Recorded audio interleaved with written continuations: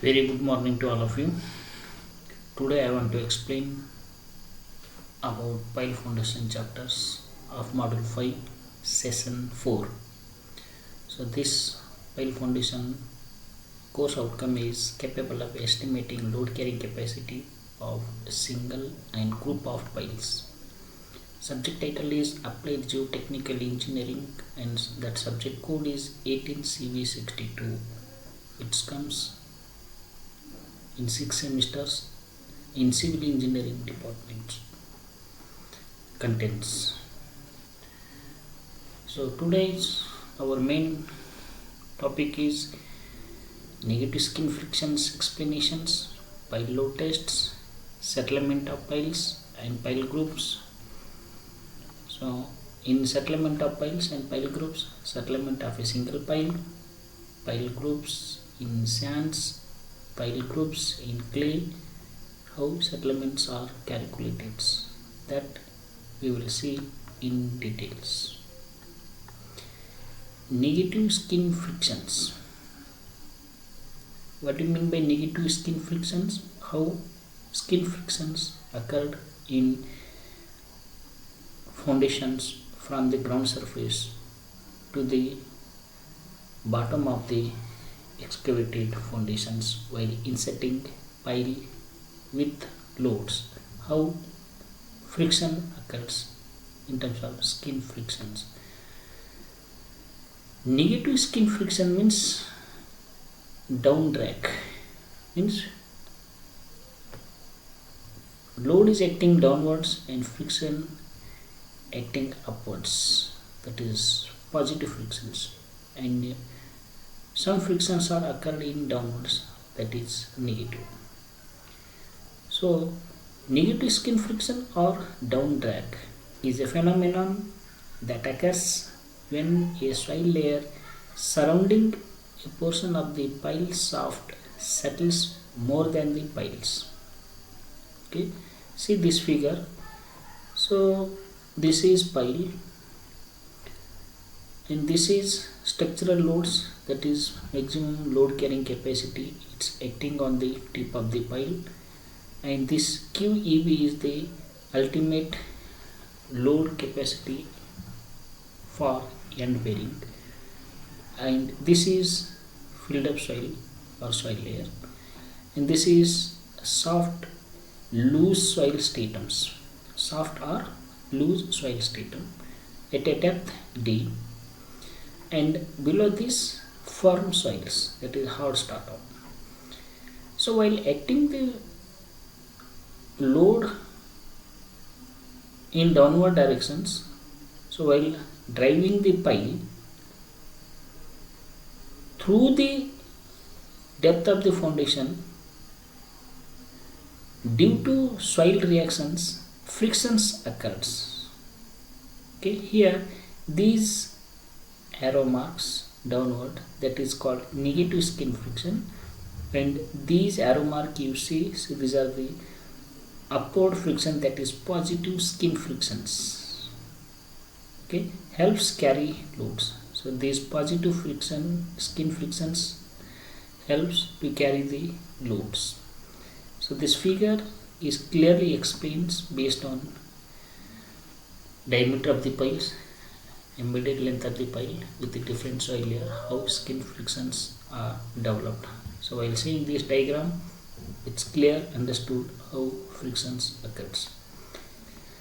This condition can develop where a soft or loose soil stratum located anywhere above the pile tip is subjected to new compressive loading.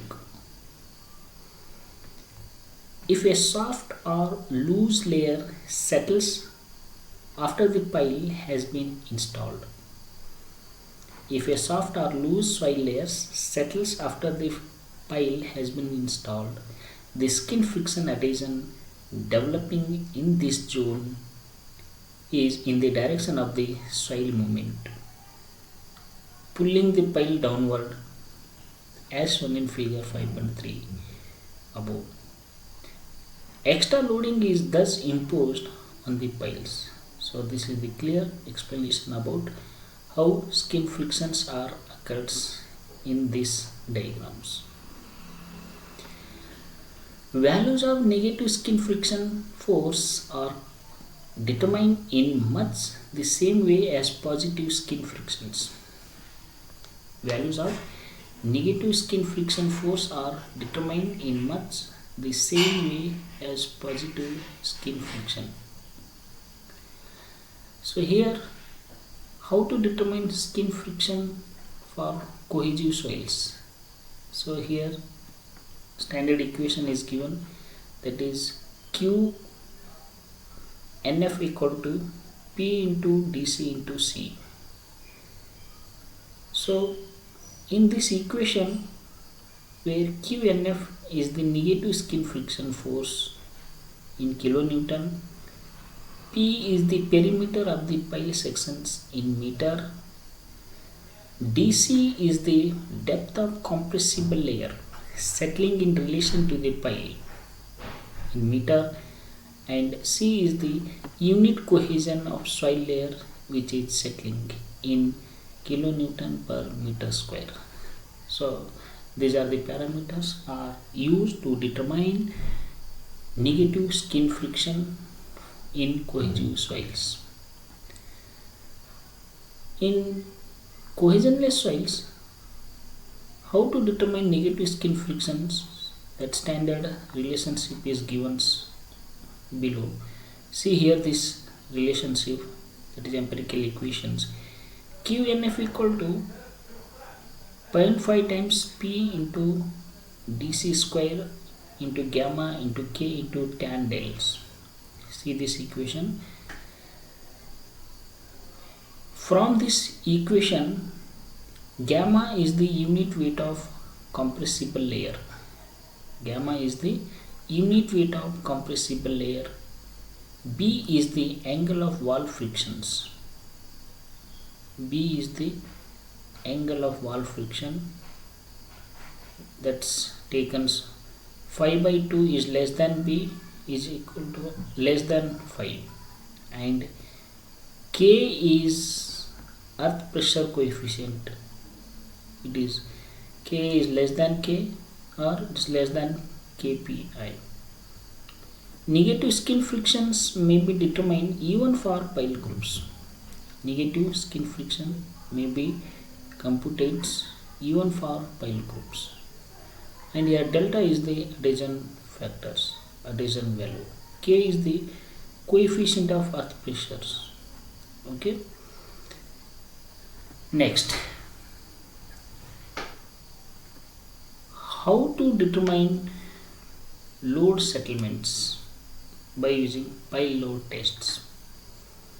Okay, so this parameter is the most important phase to know the settlement of the piles in terms of pile load tests carryings. So in practically, if you use any type of pile, how much load it's carry while applying the force either in axial directions or horizontal directions. So that is the most important concepts. So here clear explanation is given for load test. Load test on a pile is one of the best method of determining the load carrying capacity of a pile. Load test on a pile is one of the best methods of determining the load carrying capacity of a pile. It can be conducted on a driven pile or cast in situ pile, on a working pile or a test piles, and on a single pile or a group of piles. So load test can be carried on single pile or group of piles. A working pile is one which forms part of a foundation, while a test pile is one which is used primarily to check capacities estimated by one of the other methods. So pile load test is also carried out for working piles also. Load may be applied by using a hydraulic jack. Load may be applied by using a hydraulic jack. against a supported platform of against a reaction girder secured to anchor piles. Measurement of pile settlement is by means of dial gauges relative to a fixed reference mark outside the zone that could be affected by pile movements. About 5 to 8 equal increments are used until the load reaches about double the design value. Time settlement data are recorded for each increment of loads. Time settlement data are recorded for each increment of load. Each increment is maintained until the rate of settlement becomes less than 0.25 mm per hour, or at least for 24 hours. Load settlement data requires to carry pile load tests. So here load settlement curve is plotted and the failure load is obtained. Often the location of the failure point is arbitrary. The point where the curved part becomes a straight portion, or the point of intersection of the initial and final tangents, can be taken as the failure points. Sometimes a logarithmic plot of the load settlement curve is drawn, and the break in the two straight parts is taken as the failure portion or failure point for design purposes. See in figure below. So here see, this figure is typical load settlement plot. X-axis is load, y-axis is settlements, and based on the load settlement this type of graph we are getting. So here draw the downward tangent and draw the reverse upward tangent. From where there is a peak point you calculate the settlements. And here this graph is load settlement plot log scales. Okay, load along y-axis and settlement along x-axis, and you calculate from this point maximum settlements. See this figure. So this is for cyclic load test, this is for static load test. So this typical pile load settlement curve. Figure A is typical load settlement plot and B is load settlement plot of log scales. And this plot is explains for cyclic load test plot between load and settlements.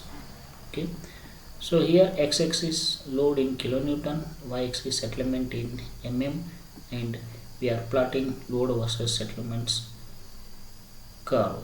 So this is continuous applying the load, then releasing the load. Just continuous applying the load, then removing the load, applying the load, removing the loads, applying the loads. So like that,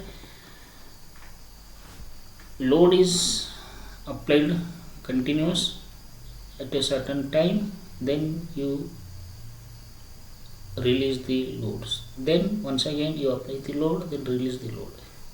So finally at where there is a maximum settlement is required, so then know the maximum load carried by cyclic load test concepts. In this load test data is more useful to calculate maximum load carrying capacity calculations.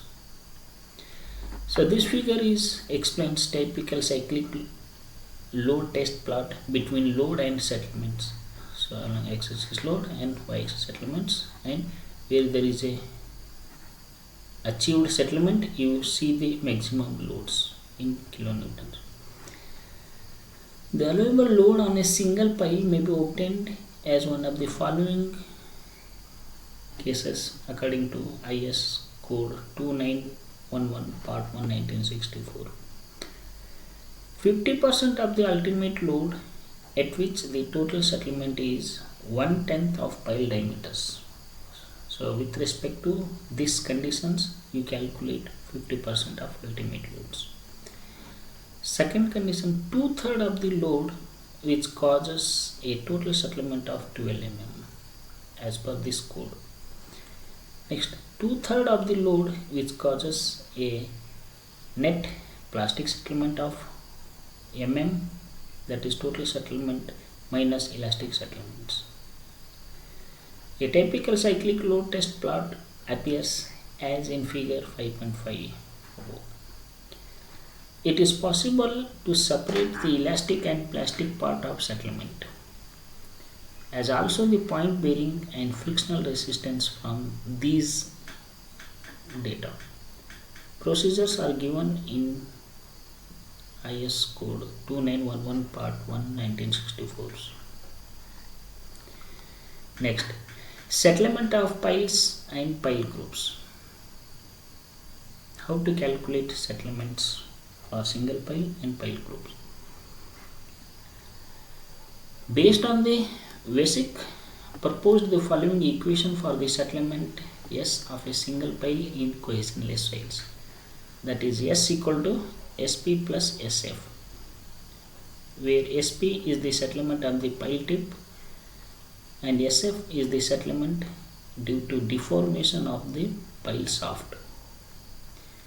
Here SP is given by the relationship CW into QP by 1 plus ID square into QP, where QP is the point load, ID is the density index of sand, and QB is the unit point bearing resistance, and CW is the settlement coefficient, normally 0.04 for driven piles, 0.18 for board piles, and 0.05 for jacketed piles. Consider the values. And SF equal to QP plus alpha times QF into L by AE.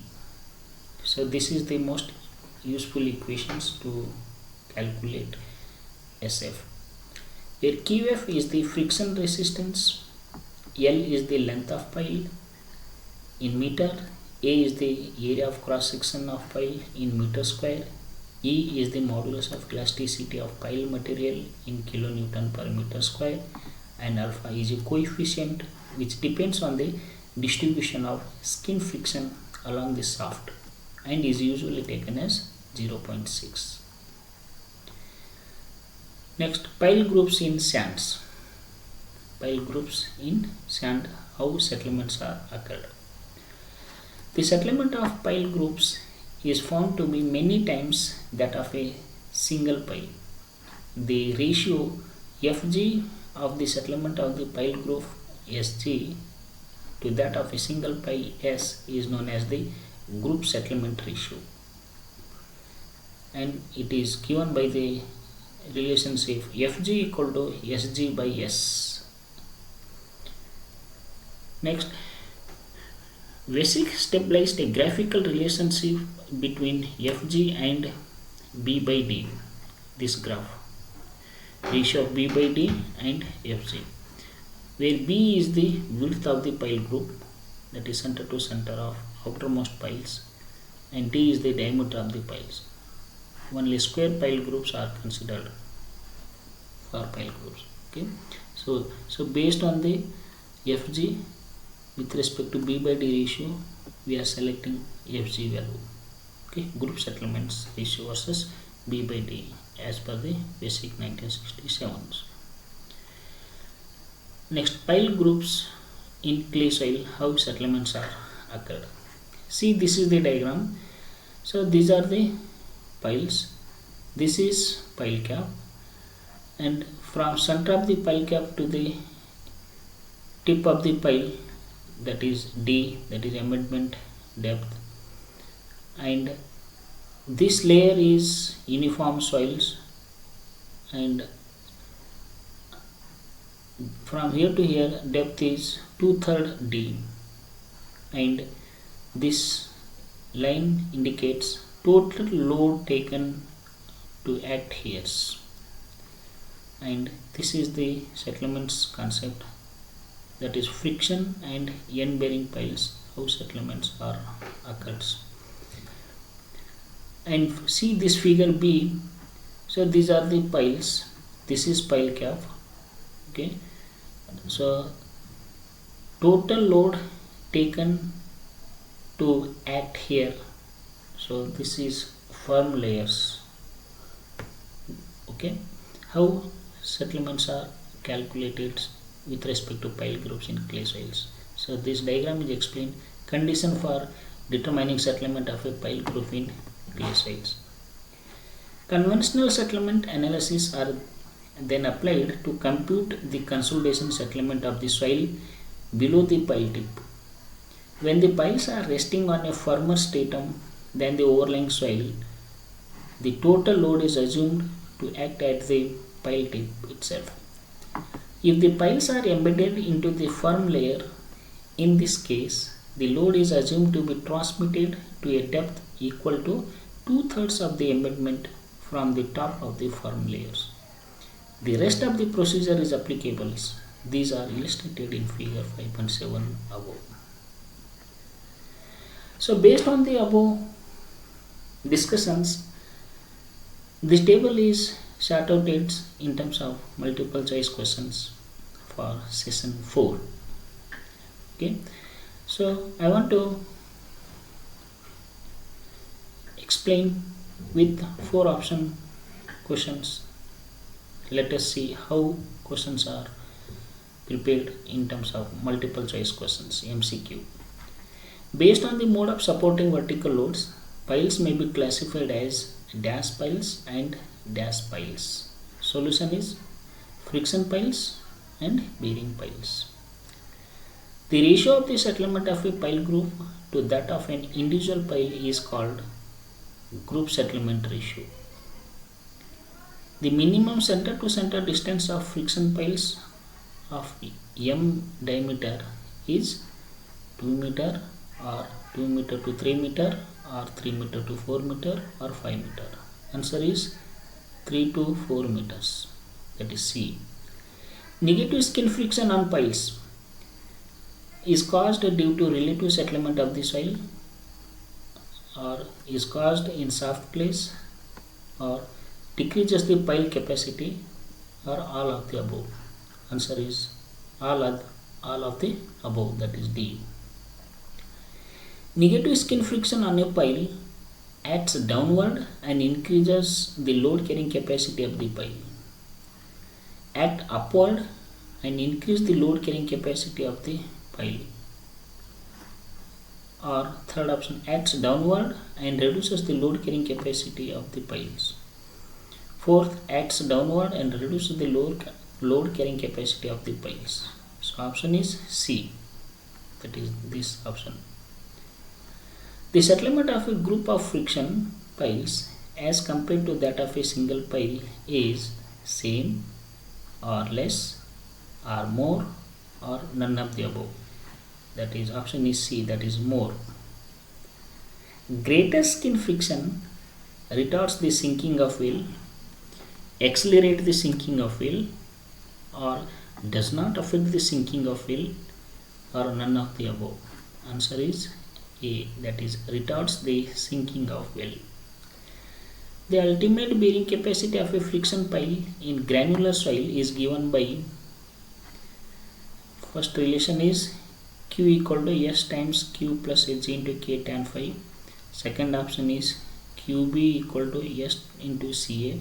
Third option is this equations, and fourth option is this equation, where S is surface area in contact with the soil, A is the area of cross section of the pile, Q is permanent surcharge, HG is depth of CG of the embedded pile, K is coefficient of lateral earth pressure, it's taken as 1.75, phi is angle of internal friction, Ca is cohesion of the soil, D is total depth. So answer is A, that is these equations.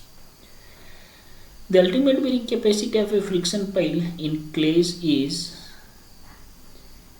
Qu equal to S times Q plus Hg into K tan phi, or Q equal to S into Ca, or Q equal to A times 1.3 times CNC plus gamma dnq plus 0.7 gamma B, or these fourth options. Solution is B, that is second option, Q equal to S into Ca. Settlement of a group of friction piles when compared with that of a single pile is increases with the decrease in the number of the piles, increases with the increase in the number of piles, unaffected by the number, or unpredictables. Answer is B, that is increases with increase in the number of the piles. So these are the references or shoutouts for the session 4. Okay. Thank you one and all. Next class I will continue.